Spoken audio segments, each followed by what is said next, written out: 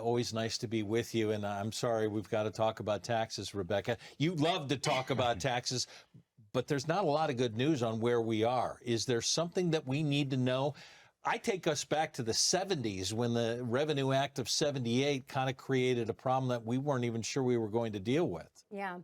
You know, the country did, and from exactly what you say, Brad, the Revenue Act of 78 introduced the 401k provision that wasn't really mainstream until 81. Okay. And in 81, we really saw the beginning of a shift corporate America from defined benefit pension plans to defined contribution, which would be the 401k and eventually, subsequently, the IRA. And the issue is, in the 1980s, when this became common parlance, you know, under Reagan, we did have super high tax rates. The top active income tax rate was 50%, and the top passive income tax rate was 70% at that time. So when the 401k was pushed to the mainstream, people were like, oh, don't pay the tax now while tax rates are really high. Wait till you retire. You'll be making less. You'll be paying less. And that made sense. And in fact, I have to say that has worked for most people up until this time. However, the problem is we have an on-government record on 2008 saying that when the baby boomers retire, our middle-class tax rate's going to have to go to 63% in order to pay all the boomers,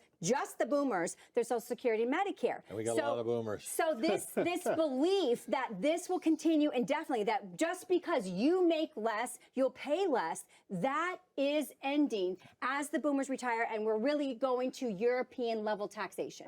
Now, what your firm specializes in dealing with this, and you continue to preach, if you haven't noticed, you're in a really advantageous tax time for a lot of things to change in your plan, correct? Yeah, I get really upset because no one likes paying taxes. So 1 penny in tax is probably too much for all of us, right? Although we do have a social contract, we do have to maintain certain things, Brad. But you know, when people tell me, and then my advisors that come all the time, they say they pay a lot of taxes. They really are looking for tax help. And you know, the most important thing we have to do right now is level set. Let's figure out their effective tax rate. If you're sub 25%, we're not in a high tax rate. Right, in we're fact, happy. thank you God that the highest tax rate right now marginally is 37, because that is way lower than it certainly has been, as we talked about in the 80s. But to Scott and Mark's point, this is exactly right. We want to deliver control. So can we come up with a multi-year plan to help reposition pre-tax qualified accounts into tax-free forever tax shelters legally, so that when